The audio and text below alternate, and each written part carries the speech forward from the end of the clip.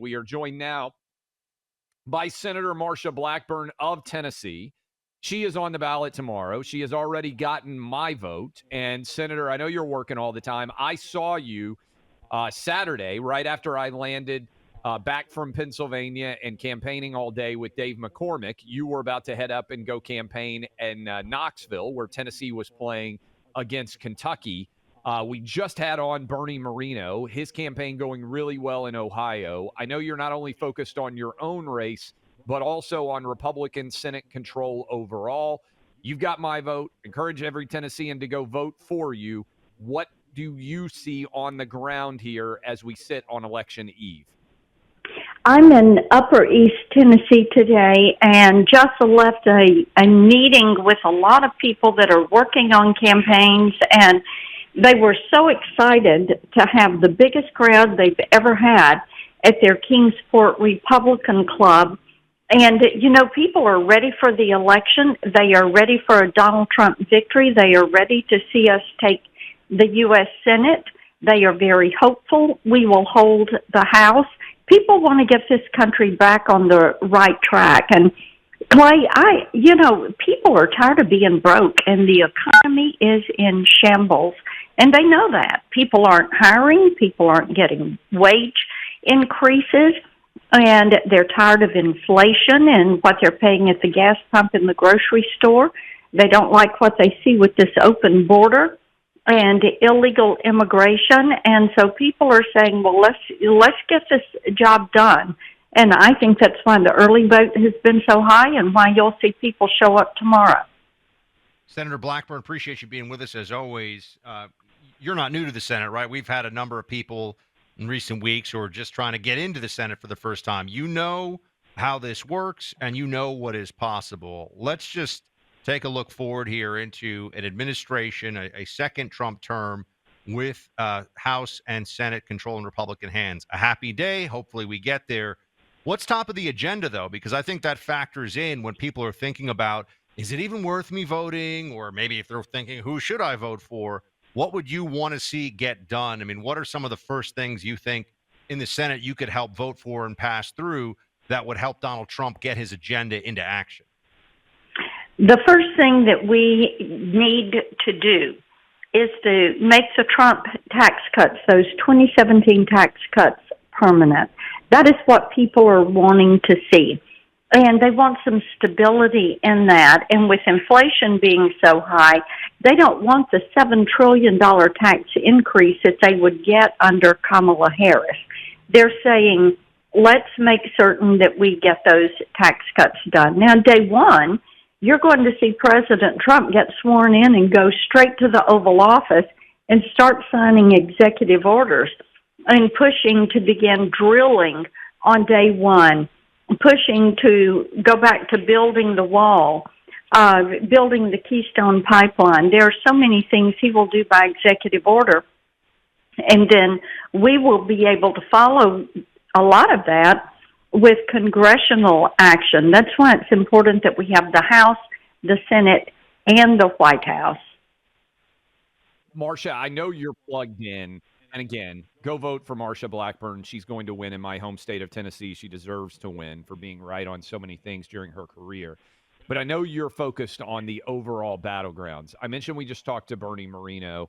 Buck just asked you about the importance of having congressional control. We got people listening all over the nation. What can you tell us about the numbers you're seeing out there, whether it's Pennsylvania, Wisconsin, Michigan, Arizona, Nevada, maybe even New Mexico, Virginia, Maryland? I mean, there are a lot of battlegrounds out there in many different states. What should people, Montana for sure, what should people know as they prepare to go vote tomorrow?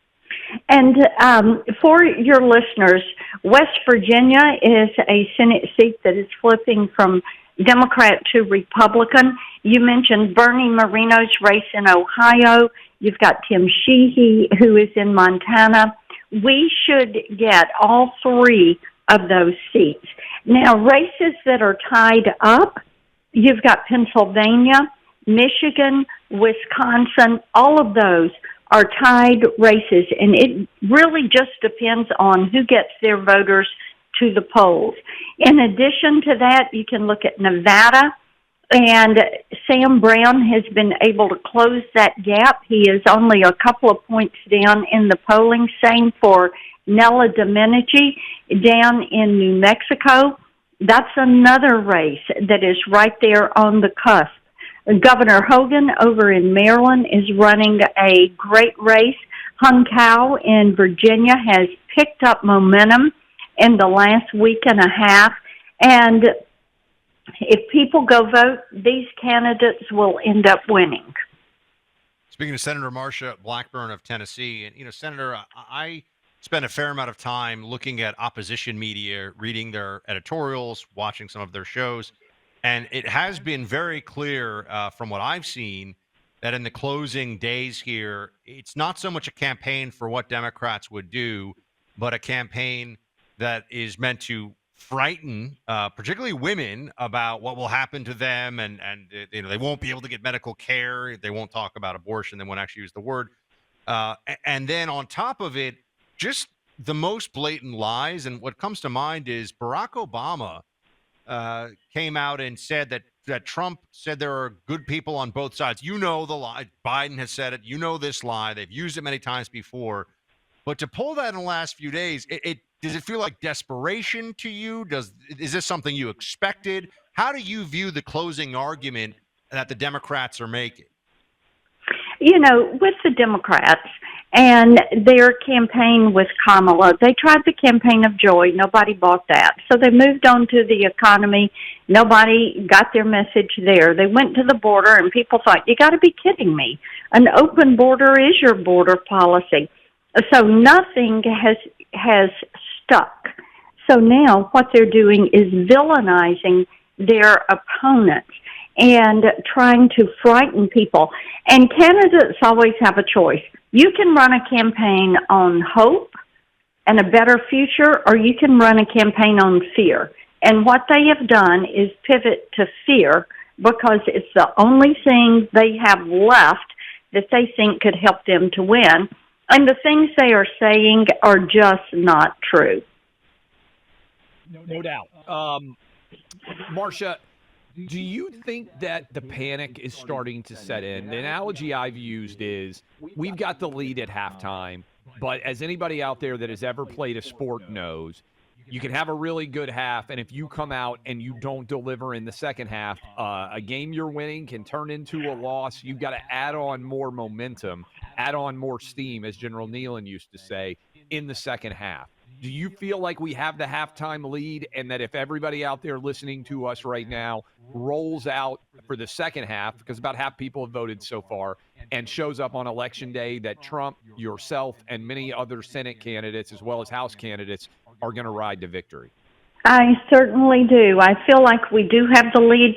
When you look at the early vote totals and registered Republicans that were voting in states where they do voter registration, or Republican-leaning blocks and precincts in states that do not do voter registration, you see that our supporters and voters have shown up at the ballot box. That is a very good thing. It's a good thing for us, and I think it's a good thing for the country.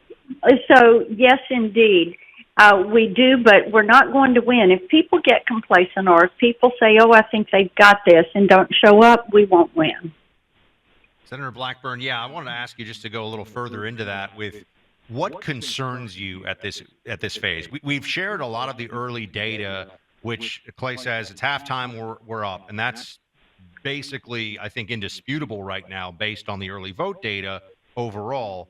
What concerns you, though? Because I think people need to know that, especially as we need to keep the focus on, keep the pedal to the metal here in the last 36 hours or so. And what concerns me is that people will get busy and just not take the time to go vote tomorrow.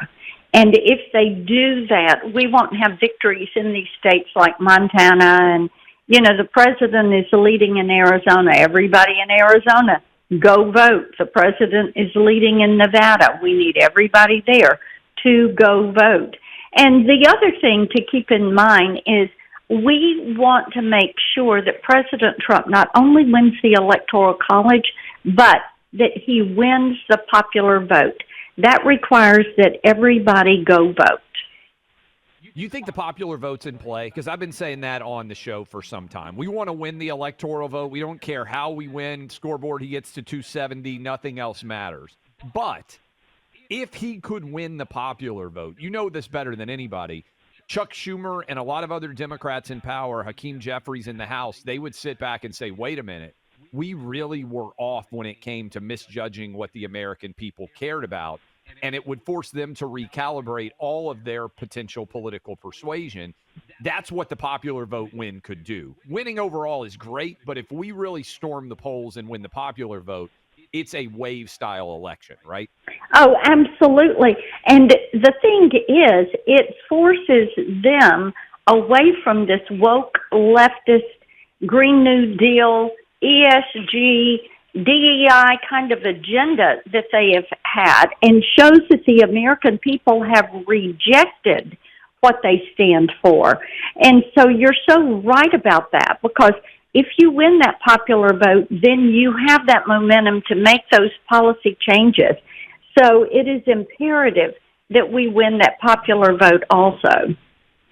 And where are you going to be election night, Senator Blackburn? And just want to give you some. Well, I'm going to end up today in Memphis, where I will start tomorrow morning and then work my way back to Middle Tennessee tomorrow.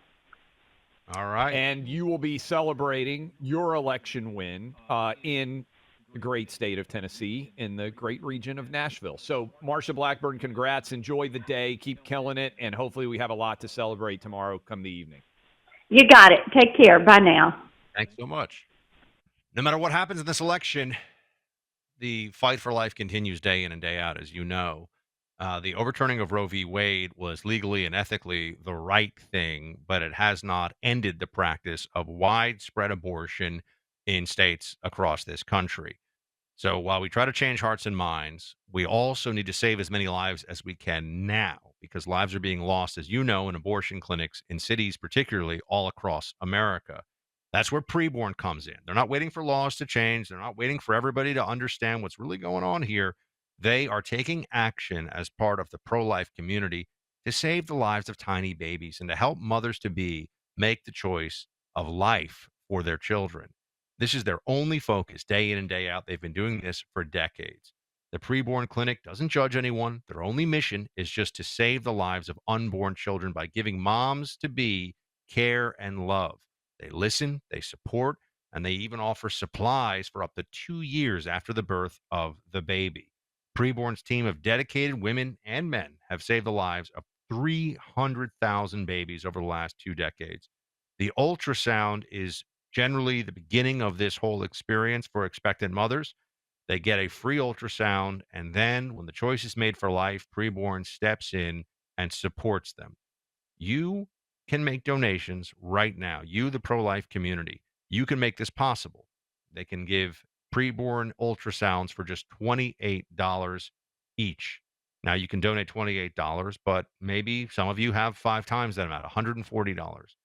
A handful of you listening probably have $5,000 or $10,000, because some of you have already donated amounts in those kinds of numbers to preborn just because you wanted to sponsor the whole network for 24 hours, 36 hours. Whatever you can spare, it's 100% tax deductible. To be pro-life means more than just voting. Preborn gives you an opportunity to take action now to save babies' lives. You can donate online at preborn.com/buck. That's preborn.com/buck. Or if you want to use your cell phone, it's very easy. Dial pound 250 say baby. That's pound 250 say baby, sponsored by Preborn.